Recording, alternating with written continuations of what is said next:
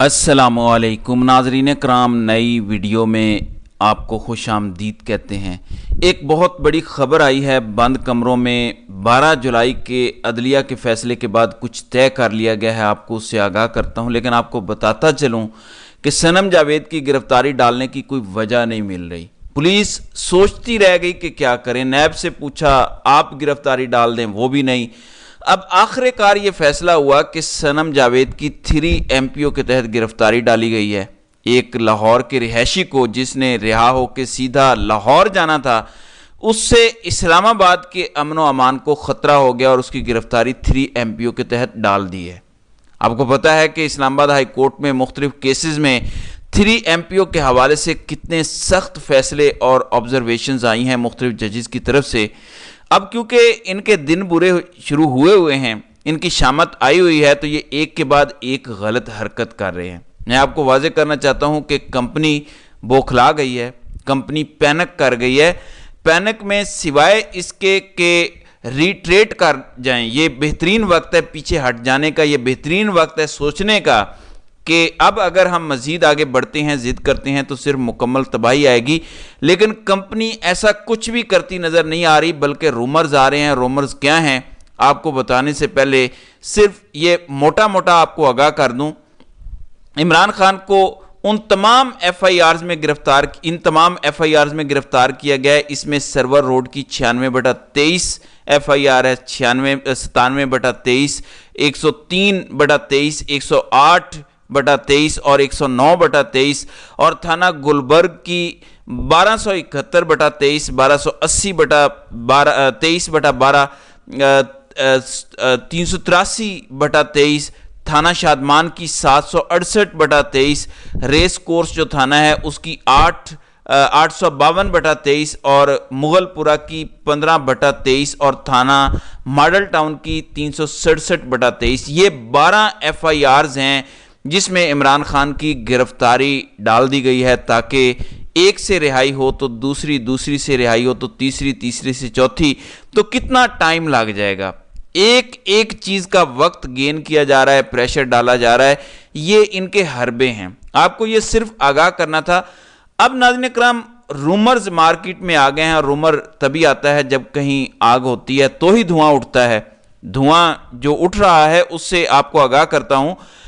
12 جولائی کے supreme court کے فیصلے کے بعد کمپنی حواس باختہ ہے، پینک کر چکی ہے۔ اب یہ جو کہا جا رہا ہے کہ عدلیہ نے تو ہماری بات ماننی نہیں ہے، وہاں زور لگانے کا فائدہ نہیں ہے، رد عمل کے لیے نون لیگ اور باقی جماعتوں کو تیار کیا جا رہا ہے۔ عدلیہ سے لڑائی میں کمپنی کہہ رہی ہے کہ تم ہماری مدد کرو، تم فرنٹ فٹ پہ لڑو گے، تم نام لو گے ججز کا، تم کمپین چلاؤ گے ان کے خلاف، پارلیمان میں، سینٹ میں، ہر جگہ پہ، تو حالات کو مزید خراب کیا جائے گا۔ جو سپریم کورٹ نے فیصلہ دیا ہے، اور تحریک انصاف کے 90% لوگ جو قومی اسمبلی میں ہیں، 41 میں سے 90% وہ اپنے ایفیڈیوٹ جمع کروا چکے ہیں پارٹی کو۔ یہ ایفیڈیوٹ آج پارٹی الیکشن کمیشن میں جمع کروا دے گی۔ اب یہ کہا جا رہا ہے کہ اس میں بھی رخنے ڈالے جائیں گے، سپریم کورٹ کے حکم پہ عمل درآمد نہیں ہونے دیا جائے گا، خرابی پیدا کی جائے گی۔ اب الیکشن کمیشن یہ کرتا ہے یا نہیں، لیکن حکومت پوری کوشش کرے گی کہ اس میں رخنا ڈالا جائے، لڑائی کو بڑھاوا دیا جائے، تو لڑائی بڑھے گی، دونوں طرف سے حالات خراب ہوں گے مزید۔ ادھر سے TLP کو لا کر بٹھا دیا ہے عین 9ویں 10ویں محرم سے 3 دن پہلے۔ جلوس ہونے ہیں، اہل تشیع نے جلوس کرنے ہیں، اور ہر سال یہ ان کا روٹین سے ہوتا ہے، مذہبی ان کا فریضہ ہے۔ لیکن اب رستے میں انہوں نے یہ لوگ بٹھا دیے ہیں، تو کہیں تصادم بھی کروانے کی کوشش نہ ہو، کہیں خدا نہ خواستہ کوئی دھماکے کروانے کی کوشش نہ ہو، اور حالات کو اتنا خراب کرنے کی کوشش نہ ہو کہ ملک میں ایمرجنسی لگانی پڑ جائے۔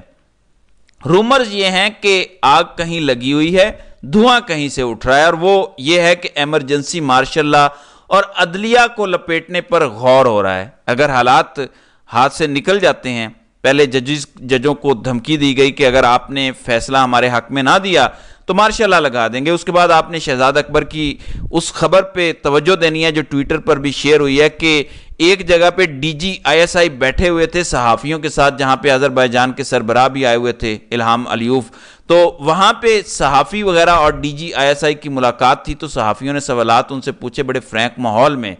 تو انہوں نے کہا کہ فیصلہ ہماری مرضی کا آئے گا اور سب کچھ ہمارے کنٹرول میں ہے، معیشت بھی ٹھیک ہونے والی ہے، سب کچھ ٹھیک ہونے والا ہے۔ صحافیوں کو یہ بات کی گئی۔ شہزاد اکبر کا یہ دعویٰ ہے کہ جب عدلیہ کا فیصلہ آ گیا تو ہر صحافی کو فرداً رابطہ کر کے کہا گیا کہ وہ بات جو ڈی جی صاحب نے آپ کو کہی تھی وہ آپ بھول جائیں، اس کا آپ نے کہیں تذکرہ نہیں کرنا۔ یعنی کمپنی تیار نہیں تھی، عدلیہ نے جو فیصلہ دے دیا ہے۔ قاضی صاحب آخری وقت تک یہ سوچ رہے تھے کہ میں اپنا فیصلہ نافذ کرواؤں گا، ان کو لاسٹ منٹ سرپرائز ملا ہے۔ 8 ججز جیسے جڑ گئے ایک سائیڈ پہ، یہ قاضی صاحب کو بھی سرپرائز ملا بہت بڑا، اور مجھے ایسا محسوس ہوتا ہے کہ سپریم کورٹ میں جب بینچ بیٹھا تو وہاں پہ قاضی صاحب کو یہ سرپرائز ملا، نہیں تو کم از کم تھوڑی دیر پہلے ہی قاضی صاحب کو پکڑایا گیا ہوگا فیصلہ۔ اس سے پہلے قاضی صاحب سے یہ فیصلہ بچا کے رکھا گیا، کیونکہ جانتے سب ہیں کہ قاضی صاحب کو پہلے پتہ چل جاتا فیصلہ تو کمپنی کو بھی پتہ چلتا۔ یہ کیسے ہو سکتا ہے کہ فیصلہ قاضی صاحب کو 24 گھنٹے پہلے پتہ چلا اور کمپنی کے سربراہ کہہ رہے ہیں کہ فیصلے تو ہماری مرضی کے ہوں گے؟ تو ایسا نہیں ہوا۔ اب کیونکہ چیزیں ہاتھ سے نکل گئی ہیں، صنم جاوید کی رہائی ہو گئی، نچلی عدالت والے بھی نہیں مان رہے، تو اب 3 MPO کے تحت گرفتاری ڈالنی پڑی ہے، جبکہ وہ اس شہر کی رہنے والی نہیں ہے، وہ تو جا رہی تھی اس شہر سے۔ تو صورتحال یہ ہے کہ اب فائنل فیز میں یہ لڑائی داخل ہو گئی ہے۔ میں آپ کو صرف صورتحال سے آگاہ کرنے کے لیے کچھ بتانا چاہتا ہوں۔ 2 چیزیں آپ کو بتاؤں گا تاکہ آپ سمجھ سکیں کہ کیوں حالات اتنے خراب ہیں اور کیوں ان کو سمجھ نہیں آ رہی۔ پہلے ایک خبر ہے، بجلی اور گیس کی قیمتوں میں ہوش ربا اضافے کے بعد 2 سال کے دوران، یہی پی ڈی ایم حکومت کے 2 سال کے دوران پنجاب میں 100 لارج سکیل فیکٹریاں بند ہو گئیں۔ 100 بڑی فیکٹریاں جو بڑے پیمانے پر پروڈکشن کرنے والی تھیں وہ بند ہوئی ہیں۔ ذرائع نے بتایا کہ بند ہونے والی فیکٹریوں میں 50 ٹیکسٹائل ملز بھی شامل ہیں۔ دوسری جانب آل پاکستان ملز ایسوسی ایشن، جسے ایپٹما کہتے ہیں، انہوں نے ملز بند ہونے کی تصدیق کر دی ہے، اور اس سے ہزاروں لوگ بے روزگار ہو گئے ہیں جو صرف ان ملوں سے جڑے ہوئے تھے۔ یہ صرف ایک خبر ہے۔ اب آپ کو حالات کیا تھوڑا سا اور بتا دوں تاکہ آپ بہتر سمجھ سکیں کہ کیوں مارشل لاء کے رومرز آ رہے ہیں اور کیوں مارشل لاء کی طرف معاملات لے جانے کی باتیں ہو رہی ہیں۔ اس کے لیے خیبر پختونخوا کے مشیر خزانہ مزمل اسلم بتاتے ہیں کہ IMF نے ہمارے سامنے کیا شرائط رکھی ہیں اس نئے پروگرام کی جو ہم نے قبول کر لی ہیں۔ تو IMF نے آرڈر دیا ہے، ہم نے قبول کر لیا۔ شرائط ذرا سنیں۔ توانائی کے ٹیرف کی بروقت ایڈجسٹمنٹ، جس کا مطلب ہے کہ ایندھن کی قیمتوں میں کمی کے باوجود بجلی کی قیمتیں بڑھتی جائیں گی، یعنی کم نہیں ہوں گی۔ اگر عالمی سطح پر بھی فیول کی قیمت کم ہوگی تو IMF نے آپ کو کہا ہے کہ آپ نے مسلسل بجلی کی قیمت بڑھانی ہے۔ دوسرا، اخراجات میں کمی۔ IMF نے کہا ہے کہ اخراجات میں کمی کریں۔ پھر لکھتے ہیں کہ اس کا مطلب ہے IPP سی پیک معاہدے کی دوبارہ تحریر ہے، یعنی آپ نے اس کو سارٹ آؤٹ کرنا ہے، اپنے اخراجات کو مینج کرنا ہے۔ تیسری بڑی امپورٹنٹ چیز ہے، ایک پوائنٹ بڑا اہم ہے، بجلی کی پیداواری توسیع میں غیر ضروری توسیع سے پرہیز، یعنی جتنی بجلی آپ کو چاہیے اس کے علاوہ آپ نے نہیں بنانی۔ ابھی ہماری حکومت کہہ رہی ہے ہم بجلی کے اور منصوبے لگانے جا رہے ہیں، IMF نے آپ کو اس سے منع کر دیا ہے۔ ہماری کیپیسٹی بہت زیادہ ہے، ہماری ڈیمانڈ اتنی نہیں ہے۔ IMF نے آپ کو بین کر دیا ہے کہ آپ نے مزید بجلی کے منصوبے نہیں لگانے۔ اب وزیر اعظم نے جو حالیہ دورہ کیا، ہم نے متبادل توانائی کے منصوبے لگائے ہیں، وہ لکھتے ہیں کہ اب یہ قابل اطلاق نہیں ہوگا۔ پھر ٹارگیٹڈ سبسڈی جو ہدف کر کے سبسڈی دی جاتی ہے گھرانوں کے لیے، جو کراس سبسڈی ہے، اسے ختم کر دیا گیا ہے۔ صرف بے نظیر انکم سپورٹ کے ذریعے عوام کی مدد ہو سکے گی، اس کے علاوہ کوئی سبسڈی نہیں۔ مطلب محفوظ یا غیر محفوظ ٹیرف اب بڑھ جائیں گے تو عوام کوئی سبسڈی اور کسی قسم کی رعایت حاصل نہیں کر پائے گی۔ نمبر 5 پوائنٹ ہے کہ خصوصی اقتصادی زونز کے لیے مزید مراعات نہیں دی جا سکتی۔ آپ کو پتا ہے کہ جو اسپیشل اکنامک زون بنا ہے سی پیک کے انڈر، وہاں پہ لوگوں کو کہا گیا کہ 10 سال کی ٹیکس کی چھوٹ ہوگی۔ IMF نے کہا ہے کہ آپ کسی کو ٹیکس سے چھوٹ نہیں دے سکتے، اور جب آپ ٹیکس سے چھوٹ نہیں دیں گے تو نئی انڈسٹری نہیں لگے گی۔ تو یہ بھی پاکستانیوں کی تباہی کی ریسپی ہے۔ پھر زرعی امدادی قیمت اب نہیں ہوگی، جو کسانوں کے لیے فکس قیمت کی جاتی تھی ہر سال فصل کی۔ IMF نے کہہ دیا ہے کہ یہ نہیں کرنا، اور ہم نے تسلیم کر لیا۔ اس کے بعد کسان گندم اگائے گا، جو بھی چیز اگائے گا اس کی امدادی قیمت سیٹ نہیں ہوگی، یعنی مارکیٹ پہ چھوڑا جائے گا۔ اور شروع میں جب تک مارکیٹ کو کوئی سمجھ آتی ہے کہ کیسے چیزیں ڈیل کرنی ہے، تو 3 سال میں تو پاکستان کا استحصال ہوگا، قیمتیں اتنی زیادہ ہوں گی کہ عوام افورڈ نہیں کر سکے گی۔ تو معاملات تباہی کی طرف لے جائے جا رہے ہیں اور کسان کو اس میں سب سے زیادہ نقصان ہوگا۔